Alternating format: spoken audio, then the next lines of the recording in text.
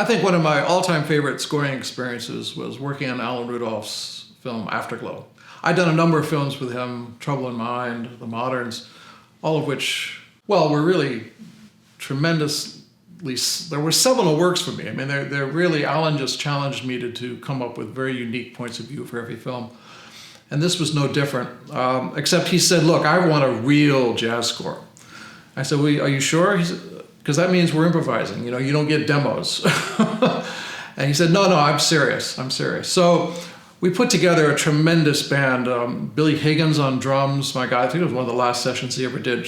But it was really led by Charles Lloyd on saxophone, who I had been an admirer of ever since I was a kid. So great chance to play with him and with Billy. Jerry Allen on piano, another titan. The other fantastic thing about this film was it was produced by Robert Altman, who was a longtime mentor to Alan, and of course one of the most iconic film directors of all time.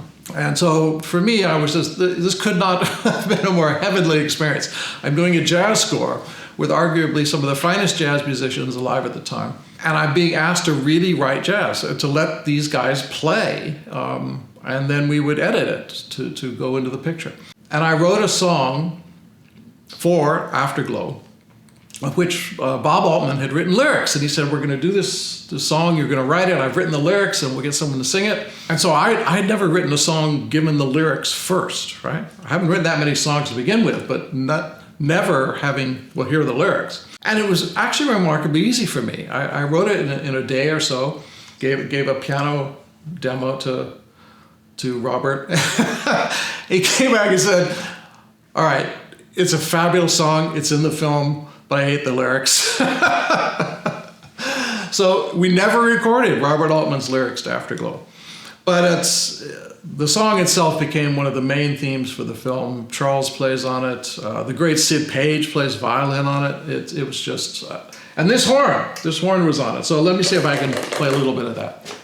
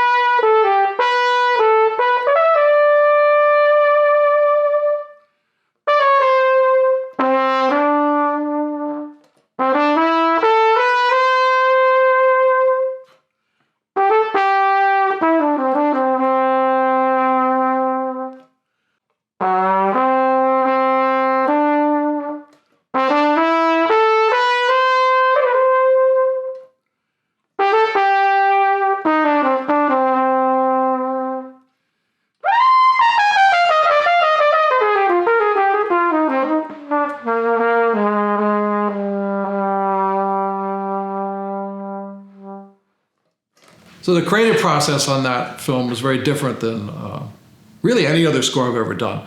I went through the script with Alan, and we sort of picked the 5 or 6 basic motivations or conflicts that the film has. You know, betrayal, lust, I forget what they all were.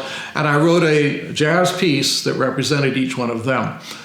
And then I did something I never do, which is I pick an instrument for a character. I can't recall if I've ever really done that so spot on as I did on this. For instance, I was Nick Nolte on the flugelhorn.